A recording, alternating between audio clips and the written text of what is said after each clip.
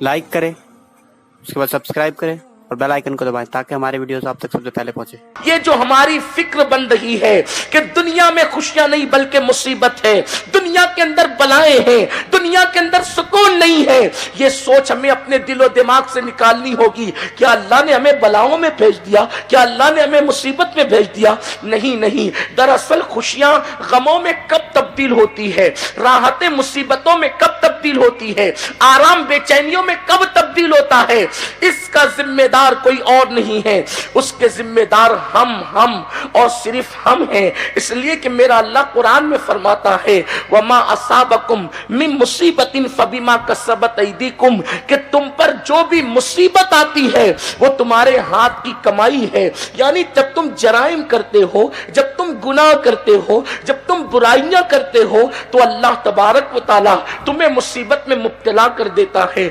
तुम्हें तकालीफ में मुब्तला कर देता है। बड़ी माजरत के साथ 1% लोगों को जो है बीमारी मिलती है इम्तिहान के तौर पर, और बाकी लोगों को बीमारी बला और मुसीबत के तौर पे, गुनाहों की सजा के तौर पे बीमारियां मिलती है।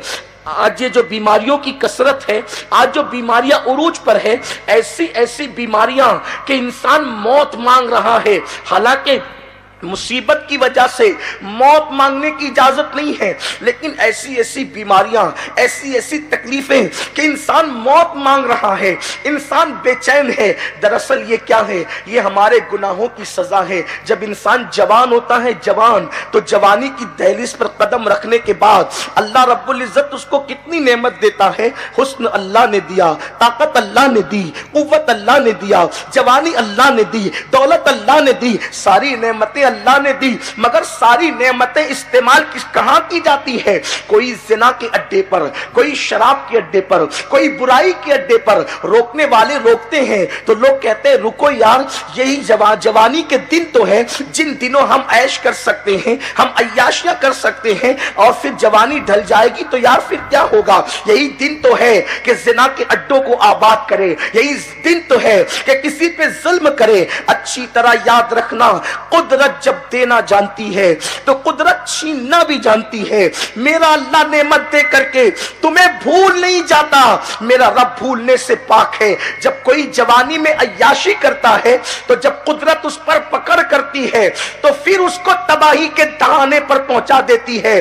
बुढ़ापे में इंसान चादरों के अंदर मुंह छुपा छुपा करके रोता है। न उसकी हमदर्दी उसके बेटों के दिल में रह जाती है, न उसकी हमदर्दी उसकी बहुओं के दिल में रह जाती है, न उसकी हमदर्दी उसके पोता पोती के दिलों में रह जाती है, न समाज में उसकी हमदर्दी रह जाती है। हर बीमार होने वाले को देखकर लोग तरस करते हैं, लेकिन पापियों को बीमार होता देखकर लोग कहते हैं जवानी में पानी के अंदर आग लगाता था, जवानी के अंदर बड़ी आवारगी करता था, अब अपने नतीजे को पहुंच गया। मेरे आका सल्लल्लाहु अलैहि वसल्लम के दीवानों, जब इंसान गुनाह करके भूल जाता है उस वक्त कुदरत उसको गुनाह की सजा देती है ताकि इंसान फिर अल्लाह अकबर तौबा भी न कर सके। अल्लाह अल्लाह, मेरे आका सल्लल्लाहु अलैहि वसल्लम के दीवानों, आज हमारी कौम के जवानों का हाल क्या हो गया है? जैसे हम बुढ़ापे को भूल गए, जैसे हम कब्र को भूल गए, जैसे हम आखिरत को भूल गए, कुरान और सुन्नत की तालीमात को भूल गए। आज मुस्लिम जवानों की कैफियत यह है कि जिन गुनाहों का जिक्र करते हुए शर्म आती है वो सारे जराइम आज हमारे जवानों की जिंदगी के अंदर मौजूद है। खूबसूरत जिस्म का कब तक नाजायज इस्तेमाल करते रहोगे? रब तबारक व तआला की नेमतों को कब तक उसका गलत इस्तेमाल करते रहोगे? अल्लाह ने जवानी दी तो रब की इबादत करने की बजाय, रब तबारक व तआला को राजी करने की बजाय, उसकी बारगाह में आंसुओं की सौगात पेश करने की बजाय हमारा जवान मस्जिदों से कोसों दूर गुनाहों के अड्डों की तरफ जा रहा है। पिकनिक के नाम पर जिना किया जाता है, कानों के अंदर एयरफोन लगा करके रात रात भर गाने सुने जाते हैं, गलत सलत डायलॉग बाजी, फैशन परस्ती के नाम पर इस्लाम की तहजीब से बगावत, अल्लाह अकबर, ये सारी चीजें हो रही है। अब आप मुझे बताएं, दौलत दी अल्लाह ने और लुटाओ शराब की अड्डों पर, दौलत दी अल्लाह ने और लुटाओ जिना के अड्डे पर, दौलत दी अल्लाह ने और लुटाओ अल्लाह अकबर बुराइयों के अड्डे पर, तो बताओ क्या कुदरत हमसे खुशियां छीनेगी नहीं तो क्या होगा? आइए आपको बताऊं, अल्लाह अकबर, आज जवान चंद दिनों के बाद बहुत सारी बलाओं में मुब्तला हो जाते हैं। अल्लाह सबकी हिफाजत फरमाए। ہر بیمار گنہگار نہیں ہوتا، اس کی وضاحت پہلے آپ اپنے دل میں بٹھا لیں، ورنہ ہر آدمی سوچے گا کہ میری بیماری پر آپ نے گناہوں کا الزام لگا دیا۔ ہر آدمی گناہوں کے سبب بیمار نہیں ہوتا، لیکن زیادہ تر لوگ گناہوں کی وجہ سے بیمار ہوتے ہیں۔ اللہ اللہ، کل کا حال یہ تھا 90 سال کے لوگ کئی گھنٹے تک قیام کرتے تھے اور عبادت کرتے تھے، آج 40 سال کی عمر میں کرسی پہ بیٹھ کے نماز پڑھ رہے ہیں۔ وجہ کیا ہے؟ کیا سبب ہے؟ ہمیں کہیں نہ کہیں تو اس کا احتساب کرنا پڑے گا۔ نعمت کو زوال بغیر گناہ کے نہیں آتا، خوشیاں بغیر گناہ کے چھینی نہیں جاتی۔ اگر حضرت آدم جیسے معصوم ذات سے لغزش پیغمبرانہ اور خطا اجتہادی ہو جائے تو جنت کی بہاریں حضرت آدم سے واپس لے لی جاتی ہے۔ حضرت آدم علیہ السلام جنت میں تھے، خوش تھے، خوشیوں کا کوئی ٹھکانہ نہیں تھا، جو مانگا اللہ نے عطا کیا۔ بیوی مانگا تو خوبصورت بیوی بھی عطا کی۔ بتاؤ جنت سے زیادہ خوشیاں کہاں ہو سکتی ہے؟ لیکن جب جناب آدم علیہ السلام سے ایک معصوم سے لغزش پیغمبرانہ اور خطا اجتہادی ہوتی ہے تو اللہ خوشیوں کو واپس لے لیتا ہے اور حضرت آدم کو دنیا میں اتار دیتا ہے۔ اور 200 سال تک کم و بیش حضرت آدم کی آنکھوں سے آنسو نہیں تھمتے۔ پتا چلا بیوی سے جدائی بھی گناہ کے سبب ہوتی ہے۔ یہ جو کثرت طلاق کی لعنت ہے، اگر ہم نے جرائم کو پروان نہ چڑھایا ہوتا تو بیویاں تم سے جدا نہ ہوئی ہوتی، اس لیے کہ میاں بیوی کے درمیان محبت کا رشتہ پیدا کرنے والی ذات میرے اللہ کی ذات ہے۔ حضرت آدم و حوا میں جدائی ہوئی ایک لغزش پیغمبرانہ کی وجہ سے، خطا اجتہادی کی وجہ سے۔ ارے معصوم سے اگر لغزش پیغمبرانہ ہو جائے تو شوہر ہند میں اتارا جائے اور بیوی جدہ تک کے دور کر دی جائے اور 2 سال تک کے آنکھوں سے آنسو نہیں تھمے۔ یہ ہمارے لیے مقام عبرت ہے۔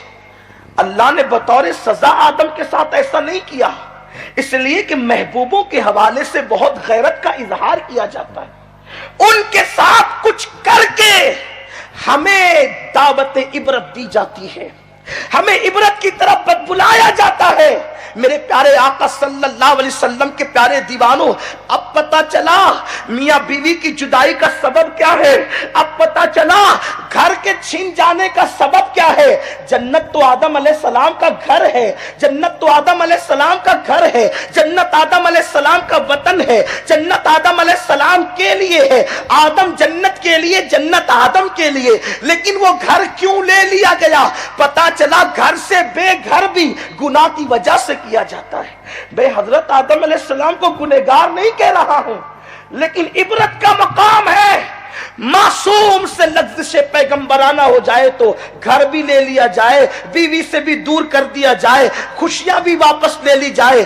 جب معصوم سے لغزش پیغمبرانہ ہو تو اس طریقے سے نعمتیں واپس دی جاتی ہے۔ اگر ہم گنہگار پاپیوں سے گناہ ہو، وہ بھی کون سا گناہ؟ اللہ اکبر، جن گناہوں کا حال یہ ہے رات کے 3 بجے تک انٹرنیٹ پر بیٹھ کر زنا کے مناظر، اپنی طبیعت کے مطابق گندگی، وہ فلمیں، اللہ اکبر، جو تمہارے ایمان کو لوٹ رہی ہے، وہ گانے جو تمہارے ایمان پہ سوالیہ نشان کھڑا کر رہے ہیں، کبھی ماں باپ کو دھکا دینا، کبھی مسجدوں کو ویران کرنا۔ اللہ اللہ، آپ مجھے بتائیں ہمیں خوشیاں کہاں سے نصیب ہوگی؟ میرا اللہ قرآن میں فرماتا ہے وَمَا أَصَابَكُم مِّن مُّصِيبَةٍ فَبِمَا كَسَبَتْ أَيْدِيكُمْ، کہ تم پر جو بھی مصیبت آتی ہے وہ تمہارے گناہوں کے سبب سے آتی ہے۔ اللہ کی عزت و جلال کی قسم، اگر مسلمان گناہوں سے اپنے رشتے کو توڑ لے، اگر مسلم جوان گناہوں سے اپنے تعلقات کو توڑ لے، اللہ رب العزت وہ خوشیاں عطا کرے گا